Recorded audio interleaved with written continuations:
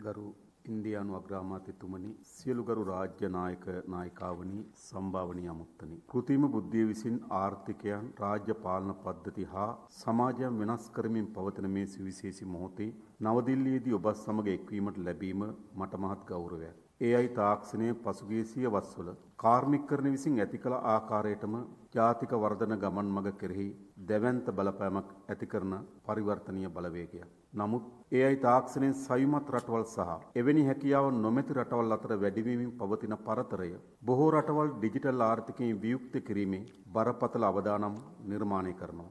මේ ආකාරයට පසුබසින රටවල් ගෝලීය වර්ධනයෙන් සහ නව ආර්ථික අවස්ථාවලින් තවදුරටත් විවිධ අතුරු බලපෑම්වලට ලක්විය හැකියි. එමගින් අපි අපේක්ෂා කරන සියලු දෙනා ඇතුළත් සාධාරණ සහ තිරසාර සංවර්ධන අරමුණුද අවදානමට ලක් වෙනවා. බොහෝ නැගී එන ආර්ථිකයන් මෙන්ම ශ්‍රී ලංකාවත් AI සම්පූර්ණ ලෙස භාවිතා කිරීමට අවශ්‍ය යටිතල පහසුකම් තවමත් සම්පූර්ණ කරගෙන නැහැ. ඒ නිසා නිසි අභිප්‍රාය සහ දැක්ම සමගින් අප විශ්වාසකින් හා නොපැකිලිව ක්‍රියා කළ යුතු තීරණාත්මක මොහොතක් එළඹිලා තිබෙනවා. තරුණ තාක්ෂණික දැනුමින් සන්නද්ධ මානව සම්පතක් ශ්‍රී ලංකාව සතු තිබෙනවා. ඒ වගේම අපට ශක්තිමත් නීතිම පද්ධතියක් සහ ජාත්‍යන්තර හවුල්කාරීත්වයක් සමග බැඳුණු ආර්ථික සංස්කෘතියක්ද තිබෙනවා. අපි පෞද්ගලික දත්ත ආරක්ෂණය සහ සයිබර් ආරක්ෂණය පිළිබඳ නීතිමය රාමු නවීකරණය කරමින් ඩිජිටල් පොදු යටිතල පහසුකම් සඳහා අඛණ්ඩව ආයෝජනය කරමින් නවෝත්පාදන දිරිමත් කරන මහජන විශ්වාසය රැකගත හැකි ආයතන ශක්තිමත් කරමින් සිටිනවා. ලෝකයේ අද AI තාක්ෂණයේ අභිප්‍රායන්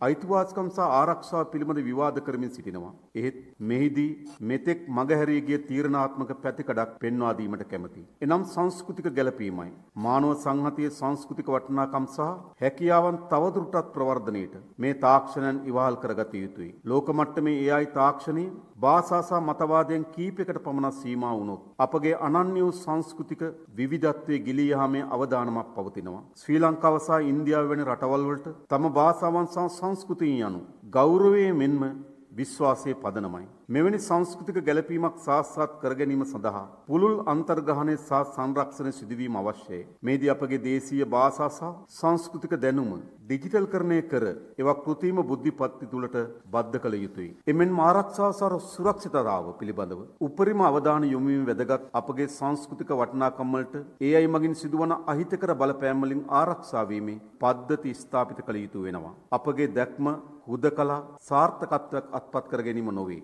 ඒකාබද්ධ වීමයි. AI යටතල පහසුකම් අපි දකින්නේ ආර්ථික සංස්කෘත සහයෝගීතාවයේ ඊළඟ මායිම ලෙසයි. එම නිසා ශ්‍රී ලංකාව කලාපීය සහයෝගීතාවයක් යෝජනා කරනවා. මෙහිදී එය අඩු වියදමින් ලබාගත හැකි මධ්‍යගත පාලනික යුත් භාෂා දත්ත කට්ටල පොදු වැගීම් ක්‍රම සහ ආරක්ෂක මෙවලම් මෙන්ම ඒකාබද්ධ ධාරිතා සංවර්ධනය යන මූලික කරුණු හතර මත පදනම් වීම ඉතා වැදගත්. මේ ප්‍රයත්නය මගින් AI ප්‍රතිලාභ වෙත අප සැමට පුළුල් සහ සාධාරණ ලෙස ප්‍රවේශ විය හැකි බව මාගේ විශ්වාසයයි. මේ තත්ත්වය තුළ ශ්‍රී ලංකාව ජාතික මෙන්ම කලාපීය මට්ටමේ අවශ්‍යතාද සපුරාලිය හැකි AI හැකියාවන්ගේ යුත් දත්ත යටිතල පහසුකම් සංවර්ධනය කිරීම පිළිබඳව ගවේෂණය කරමින් සිටිනවා. ඩිජිටල් පොදු යටිතල පහසුකම් සහ තාක්ෂණික කුසලතා පිළිබඳව ගෝලීය නායකත්වයන් අත්පත් කරගන්නමින් සිටින ඉන්දියාව සානිකුත් රාජ්‍යයන් සමග සමීප කටයුතු කරමින් තිරසාර ආරක්ෂිත සහ අනාගතයට සූදානම් කලාපීය AI දත්ත මධ්‍යස්ථාන ධාරිතාවන් ස්ථාපිත කිරීමට ශ්‍රී ලංකාවට විශාල විභවයක් තිබෙනවා. ගරු සම්භාවනීය අමුත්තනි,